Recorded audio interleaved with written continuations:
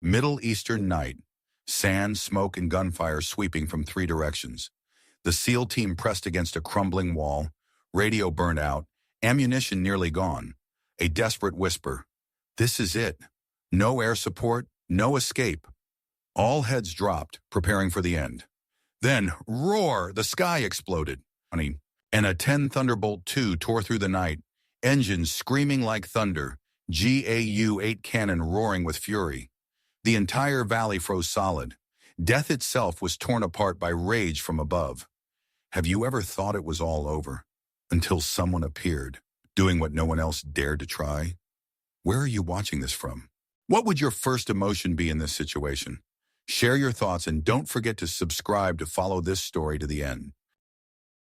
Her name was Major Elena Ramirez, 34 years old, brown hair pulled back in a tight regulation bun, small frame but eyes sharp as steel, face weathered by years on training fields under the desert sun. Official role, A-10 pilot. But her career had been frozen solid after a training accident 3 years ago. The accident haunted everything she did. Aircraft malfunctioned during a routine exercise. Her wingman had been injured in the emergency landing. Even though the official investigation cleared her of any wrongdoing, the whispers spread like wildfire through the squadron. She's safer in the simulator than in the skies. Maybe flying isn't for everyone. Some people just don't have what it takes when things go wrong. From that moment, Ramirez was pushed to the rear. Training duties, paperwork, administrative roles. No more combat missions. No more leading from the cockpit. In the mess hall, young airmen would whisper as she passed, "She used to fly. Now she's just logistics." The familiar image became her daily reality, sitting quietly at the back of briefing rooms, reading thick technical manuals, never joining the casual conversations that built bonds between pilots. But sometimes the truth would flash through the bureaucratic fog. When radar systems malfunctioned during pre-flight, Ramirez could identify the problem in 8 seconds flat, saving entire squadrons from catastrophic takeoffs. When new instructors struggled with crosswind calculations that could mean life or death, she could compute the solutions in her head faster than their computers. But nobody paid attention for long. Silence and prejudice covered her capabilities like dust on forgotten aircraft. However, in her heart, Ramirez had never surrendered. Her sparse apartment told the real story. Walls covered with tactical diagrams, aircraft schematics, wind pattern charts updated weekly. Every night she practiced flight simulations until her eyes burned. She carried a burden heavier than any aircraft, the death of her teammate, Miguel, the man who had trusted her more than he trusted himself. Miguel had been more than a wingman. He'd been her closest friend, someone who believed in her skills when everyone else questioned them. The accident that grounded her career had also taken away the one person who truly understood her passion for flying. The guilt ate at her like corrosion on metal. Every night she replayed those final moments, wondering if she could have done something different, something faster, something better. But guilt wasn't the only thing that kept her awake. It was the certainty that someday, somewhere, people would need what she could do. And when that moment came, she intended to be ready. Scene shift. That night, when word came that a SEAL team was surrounded, all available pilots were either deployed elsewhere or grounded by impossible weather conditions. Only Ramirez remained, the person nobody thought to call. From her corner in the operations room, she quietly listened to the desperate radio transmissions. 22 American lives hanging in the balance, and the only thing standing between them and death was bureaucratic procedure and weather reports. Her instinct whispered what her training had always taught her. It was time. Not time to follow protocol, not time to wait for permission, not time to let fear and past failures dictate present action. Time to remember who she really was beneath the administrative assignments and whispered doubts. Major Elena Ramirez wasn't just a pilot who'd been sidelined by circumstances. She was a weapons system operator who'd been kept in reserve until the moment when reserves were all that stood between life and death. Tonight, she was about to remind everyone that some people don't stay grounded by choice. They stay grounded until they're desperately needed. And when the sky called her back, she would answer with the fury of someone who had been waiting 3 years to prove that excellence doesn't disappear just because people stop believing in it. The A-10 Thunderbolt II sitting on the tarmac wasn't just an aircraft anymore. It was redemption with wings. The radio crackled with defeat. SEAL Team 7 to base. We're done. Ridge positions locked down. Ammunition gone. Operations Center responded with the finality of a death sentence. No air assets available. Weather conditions prohibit all flight operations. Ramirez stood up from her corner desk and walked straight toward the exit, not asking for permission, not waiting for orders that would never come. The duty officer called after her. "Ramirez, you're not cleared for flight." "Weather's impossible." She turned back just long enough to deliver 6 words that would change everything. "The weather isn't the problem. People dying is." The hangar doors rolled open like the gates of heaven. A-10 old reliable sat waiting in the darkness, her twin engines cold but ready. This wasn't the newest aircraft in the fleet, wasn't the prettiest, but she was proven, battle-tested, reliable when everything else failed, just like her pilot. Ramirez's hands moved through pre-flight checks with muscle memory that hadn't faded despite 3 years of desk duty. Fuel systems, hydraulics, weapon status, avionics, every switch, every gauge, every system responding exactly as it should. The engines spun up with a sound like controlled thunder, 22,000 pounds of thrust shaking the concrete beneath her feet.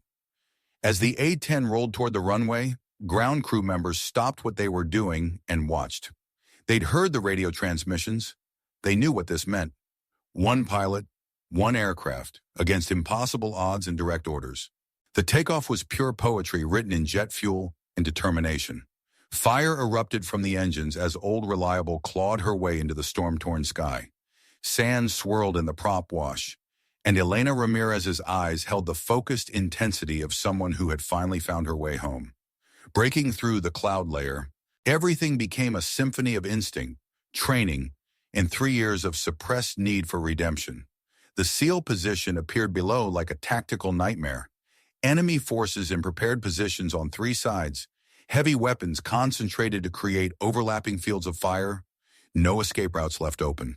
It was exactly the kind of close air support mission that separated real pilots from pretenders. Ramirez keyed her radio. "Ground units, stay low. Guardian Angel is inbound." The first attack run was surgical precision at lethal speed. GAU-8 Avenger cannon roared to life, 30mm rounds chewing through enemy machine gun positions that had been cutting the SEALs to pieces. The distinctive sound of the Warthog's gun was like no other weapon on Earth, a buzzsaw made of thunder and death. Enemy fighters scattered like insects as their carefully planned ambush dissolved under high explosive rounds. Second pass. Mortar positions that had been raining death on the trapped Americans suddenly erupted in secondary explosions as ammunition stores cooked off. Debris fell like deadly rain across the valley. Third pass. Ramirez cut off the enemy's supply lines, turning their prepared positions into death traps. The hunters had become the hunted in less than 4 minutes. From the ground, the SEALs looked up in awe at what one pilot and one aircraft could accomplish when skill met desperation. Someone shouted over the radio, "Who the hell is flying that hog?" Ramirez didn't waste time with introductions. Her voice came through calm and professional. "Ground units, stay low. Move on my mark." For 7 minutes, she rewrote the rules of engagement. The A-10 became death incarnate, swooping through valleys like an armored angel, cannons spitting fire that transformed enemy strongholds into smoking craters. Each attack run was calculated to maximize damage while keeping friendly forces safe. Each burst from the GAU-8 was placed with the precision of a surgeon's scalpel, delivered with the force of a sledgehammer. This wasn't random destruction. This was tactical artistry performed by someone who understood that close air support was as much about what you didn't hit as what you destroyed. The SEALs, who had been preparing to die, suddenly found themselves with initiative and opportunity. The enemy forces that had seemed so overwhelming moments before were now scattered, demoralized, and running for their lives. Radio chatter from the ground told the story. "We've got movement. We can reach the extraction point. Enemy positions neutralized. Guardian Angel, you just saved 22 lives." But Ramirez wasn't listening to praise. She was scanning for remaining threats, ensuring her teammates on the ground could extract safely. The frozen moment came when the last enemy muzzle flashes disappeared into the desert night. The valley fell silent except for the rumble of twin turbofans and the echo of cannon fire. In 7 minutes, Major Elena Ramirez had transformed from a forgotten desk pilot into the miracle that 22 SEALs would remember for the rest of their lives. The A-10 climbed back toward base, her GAU-8 barrel still glowing red-hot from sustained fire, her pilot finally remembering what it felt like to be exactly who she was meant to be. Not the person bureaucracy had tried to make her. Not the cautious administrator they'd hidden behind paperwork.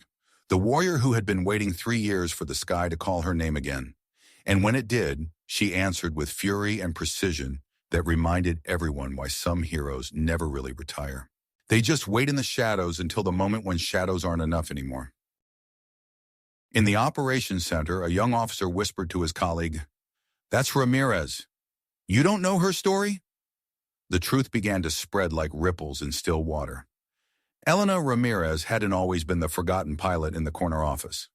3 years ago, she was the most outstanding graduate of her A-10 training class. She held multiple records: lowest altitude night flying, precision targeting at impossible ranges, most enemy positions destroyed in a single mission. Her call sign had been legendary throughout the theater: Iron Angel. The name fit perfectly. She flew like an avenging angel wrapped in titanium armor, bringing salvation to ground forces who thought they were beyond help. In her prime, Ramirez had saved more ground units than any other close air support pilot in the region. Marines called her the voice from heaven. Special Forces operators requested her specifically for their most dangerous missions.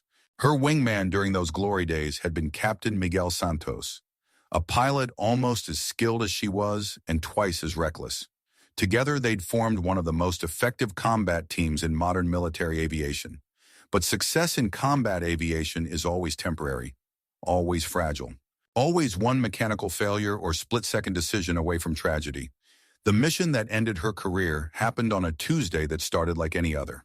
Intelligence reports indicated a small enemy patrol threatening an American forward operating base. Simple close air support mission, routine for pilots of their caliber. But intelligence was wrong. The small patrol was actually a sophisticated anti-aircraft trap, complete with surface-to-air missiles and trained operators who knew how A-10's flew their attack patterns.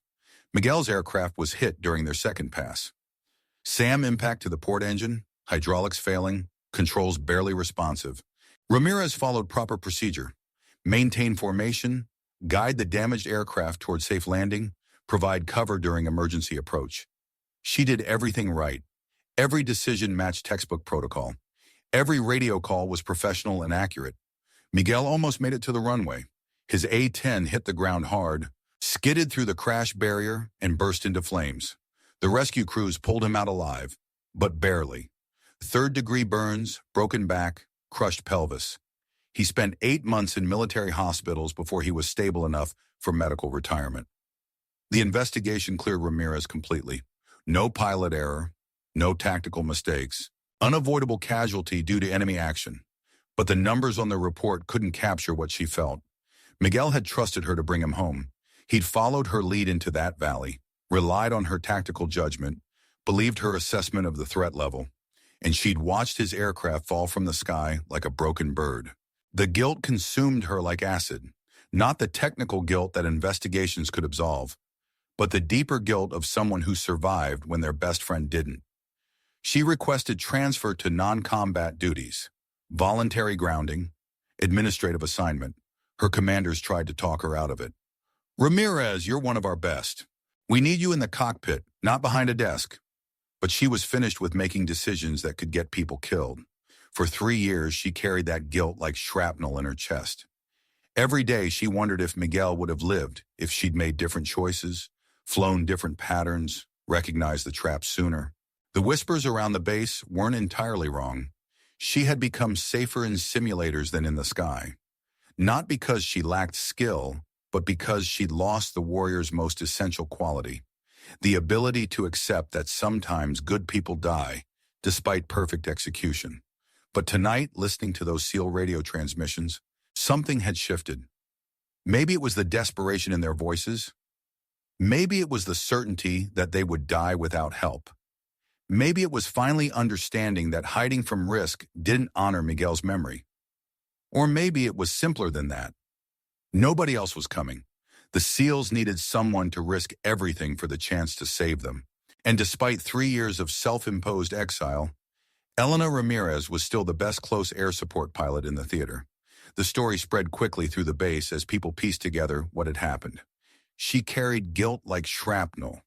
She's been waiting for redemption. Iron Angel never really retired. She just went dark until we needed her most. Now she was back. Not for glory or recognition or career advancement. She was back because 22 Americans were going to die unless someone with her skills was willing to fly into hell and bring them home. The question that haunted every conversation was simple. What would you do if the only way to save them was to risk becoming your own worst fear again? For Elena Ramirez, the answer had been equally simple. You fly anyway. You trust your training, accept the risk, and remember that courage isn't the absence of fear. Courage is flying straight into your worst nightmare because people are counting on you. Miguel would have understood. In fact, Miguel probably would have been the first person to tell her to get back in that cockpit and remember who she really was. Not the broken pilot who'd spent 3 years hiding from responsibility. The Iron Angel who'd never met a ground unit she couldn't save or an enemy position she couldn't destroy. Tonight she'd proven that some things don't fade with time or guilt or administrative assignments. Excellence remains excellent. Skill remains sharp. And heroes remain heroes, even when they forget it themselves. The name Ramirez was no longer just another pilot on the duty roster. It was proof that sometimes courage means flying back into the sky, even when your heart is still falling from the last time you trusted yourself with other people's lives. When the A-10 touched down on the runway, Ramirez pulled back the canopy, sweat soaking through her flight suit despite the desert night's chill. On the tarmac, ground crew members stood in silent formation. No cheering, no celebration, just crisp salutes that said more than any words could express. The respect in their faces was unmistakable. They'd monitored the radio transmissions. They knew what she'd accomplished in those 7 minutes above the valley. The SEALs arrived by helicopter 20 minutes later, stepping off the aircraft with expressions that had fundamentally changed. These were men who'd faced death and survived because someone they'd never met had risked everything to save them. The small gestures began immediately. A hot cup of coffee appeared on Ramirez's desk without explanation.